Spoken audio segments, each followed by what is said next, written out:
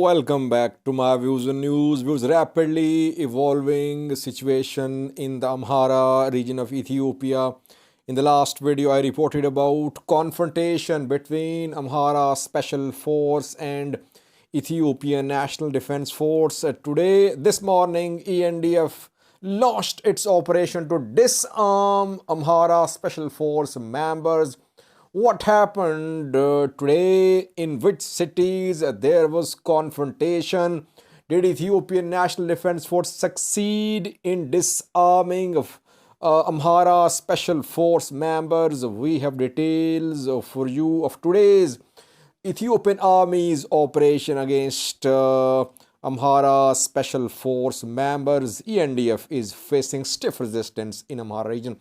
And secondly was Getachew Reda, interim government head, last night talked to local journalists and he accused Eritrea of arming some groups which are carrying out attacks on the people of Tigray. What did he say? We'll have a detailed look at Getachew's talk. Firstly, viewers, this morning, early morning, Ethiopian army launched a disarmament operation against Amhara Special Force members. The operation was launched simultaneously in several zones of the Amhara region. Because we have received reports from Gondar, from North Wallo, South Wallo, Raya. In all these zones, Ethiopian army tried to surround Amhara Special Force camps to make Amhara Special Force soldiers hand over their weapons. And in the last video, I reported that Bahirdar Gondar road remained closed. Several viewers disagreed. They said, Sajid, the road was open. Road remained closed for more than 3 hours. We got this information from the ground. In Vreta, the road was closed because close to Vreta is a camp of Amhara Special Force members. The camp was surrounded by Ethiopian National Defense Force. Major escalation occurred in Kobo, North Wallo zone, where Ethiopian army surrounded Amhara Special Force members' camp. Ethiopian army asked Amhara Special Force members to disarm, but Special Force members refused to disarm. That led to start of exchange of fire. Yes, we can confirm now, based on evidence received from the ground, there was exchange of gunfire between Ethiopian army and Amhara Special Force members in Kobo, and so far, Ethiopian army could not disarm Amhara Special Force members in Kobo. There is stalemate, and this evening Kobo residents blocked some roads in protest in support of Amhara Special Force members. So confrontation in Kobo, North Wallo is continuing. Same is the case in Dasi. And almost similar situation is being reported in Koram and nearby areas. Wallo, Waghemra, almost the same situation, that Ethiopian army tried to disarm Amhara Special Force members today, but no success reportedly. And no reports of success about disarmament of Amhara Special Force members in Gajam and Gondar too. Ethiopian army deployed its troops, it used its force. Stiff resistance is being faced by Ethiopian army in the Amhara region of Ethiopia. So far, we could not confirm large-scale disarmament of Amhara Special Force members in Amhara region today. We don't know what will happen at night. So far, there is stalemate. Amhara Special Force members have refused to hand over their weapons. And just a few minutes ago, NAMA, National Movement of Amharas, political party, though it is part of Ethiopian government, ruling party in the cabinet, too, issued a statement confirming the tension between Amhara Special Force and Ethiopian army. So the confirmation is coming from a political party based in the Amhara region. NAMA said there is confrontation, there is tension, and leaders, rulers must act responsibly. They try to disarm Amhara Special Force members without consultation, without dialogue, that is leading to confrontation. And NAMA asked Amhara Special Force members to resolve the issue through dialogue. It means that there is armed confrontation between these two forces, regional force and federal army. That is why NAMA is calling for restraint. Amhara regional government nowhere to be seen. Ethiopian army is trying to disarm Amhara Special Force members. Amhara regional government, Amhara president, Amhara regional government spokesperson, Amhara peace and security head nowhere to be seen. Their mobile phones switched off. They're not responding to any messages about what is happening in the Amhara region. So basically a stalemate. In coming hours, things will be clear. We have seen two meetings held in Amhara region.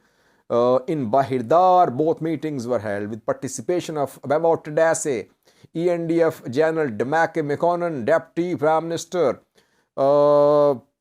Intelligence Agency Chief Damascus Terhone, and Amhara government officials. But agreement was not reached, and but despite no consensus achieved, yesterday we saw that Amhara Special Force Logistics Department issued a circular asking Amhara Special Force members to hand over their weapons at weapon storage sites.